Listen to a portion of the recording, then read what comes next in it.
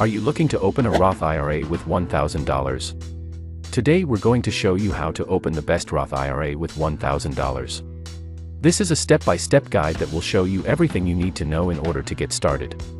We'll start by talking about what a Roth IRA is and why it's a good choice for retirement savings. Then we'll show you how to open an account and how to contribute money to it. We'll cover everything from choosing the right provider to making the most of your investment. So if you're ready to learn how to open the best Roth IRA with $1,000, let's get started.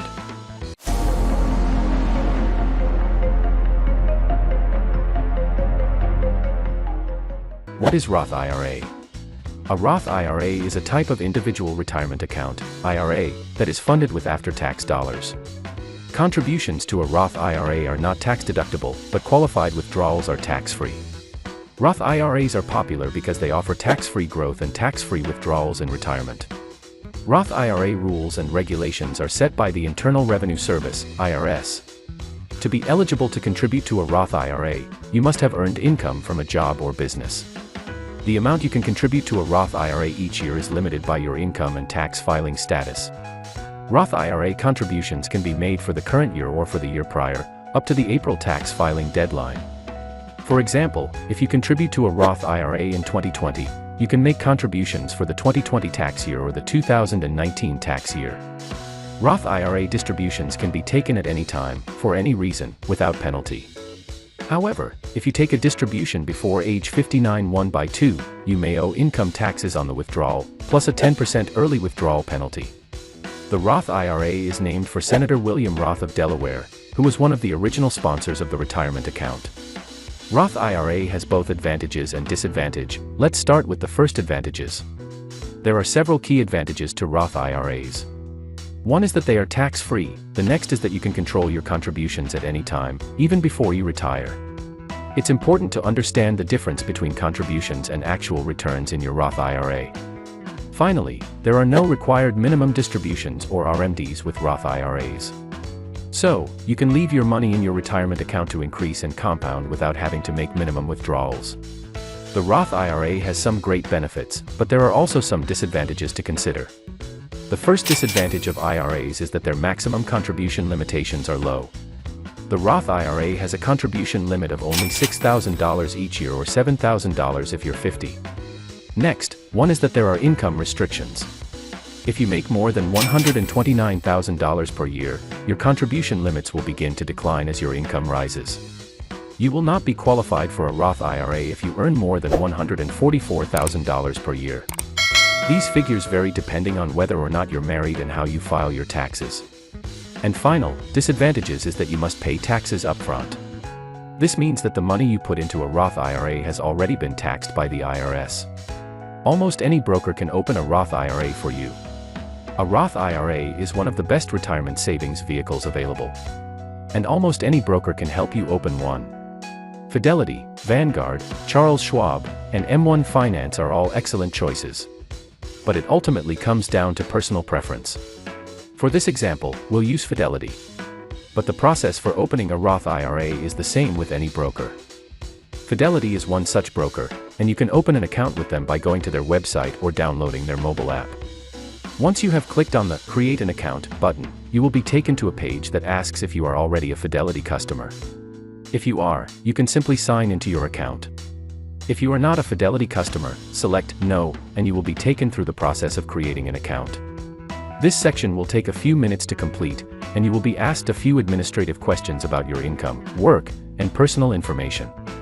You will also have to sign certain agreements related to investments. It is all quite a conventional procedure and every broker will follow a similar process. After you create your account, you can choose to fund your Roth IRA and make your first contribution. You don't have to make a contribution right away and it's perfectly fine if you make your first contribution a few months later.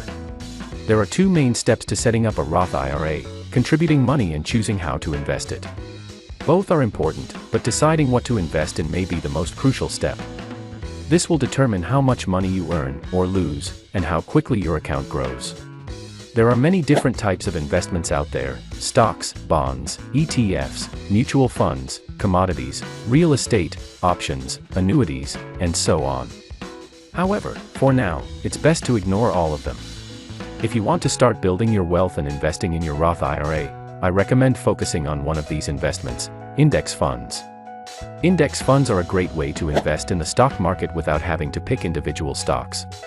Instead, you're investing in a basket of stocks that track a particular market index. This can help you diversify your investment portfolio and reduce your risk. Index funds are a type of investment that allows you to have a broad, diversified portfolio without having to put in a lot of effort or study. With index funds, you are essentially investing in a basket of stocks, which can contain hundreds or even thousands of different equities. The key to successful investing with index funds is to pick the right fund, as some funds will perform better than others. Whether you know anything about the stock market or not, it doesn't matter. You can just pick an index fund that fits your needs. The best kind of index fund to get is one that gives you a wide range of exposure to the US stock market. When it comes to diversified investment strategies, you can't go wrong with an index fund. And FSCAX, the Fidelity Total Market Index Fund, is a great example.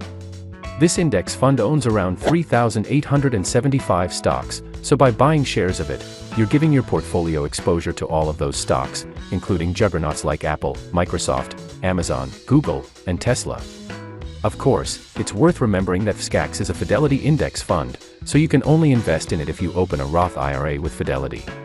If you're with another provider like Vanguard or M1 Finance, you won't be able to invest in FSCAX directly. However, each broker's version of an index fund will differ slightly. For example, Vanguard's version of FSCAX, called VTSAX, is a total market index fund that gives you exposure to a wide range of different US stocks. When you open a Roth IRA with a broker like M1 Finance, you can invest in an ETF or exchange-traded fund. This is essentially the same thing as an index fund.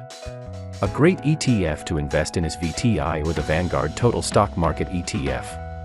An ETF that provides comprehensive stock market exposure is a good investment.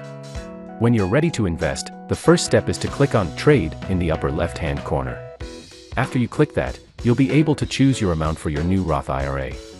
The amount you have available to trade will be displayed.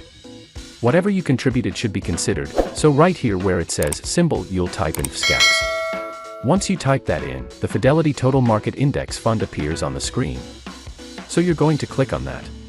The current price of the index fund will be shown, followed by a drop-down menu that states action with 3 options: buy, sell, and exchange. We'll purchase the index fund, and then it'll ask for the exact dollar amount. A window will appear that gives you a quick overview of what you're about to do. After you've gone through everything and decided that's what you want to do, click Confirm. It's 4 p.m. Do you know where your ETFs are? If you're an investor, there's a good chance you do. That's because orders are only performed and reflected on your account once per day, at 4 p.m. Once that order has gone through, that's pretty much it. Once the transaction is executed and you hold the ETF, it will appear in your account under your portfolio, and you will be able to see exactly what you own and how it is progressing. This system can be a good thing or a bad thing, depending on how you look at it. On the one hand, it can provide some stability for investors who don't want to have to constantly monitor their portfolios. On the other hand, it can be frustrating if you're trying to make a quick trade and have to wait a whole day for it to go through. In any case, it's important to be aware of how this system works so that you can plan accordingly. That's all for today. If you like this video, please give it a thumbs up. And if you want to hear more videos from our channel, subscribe and make sure to turn on the bell icon.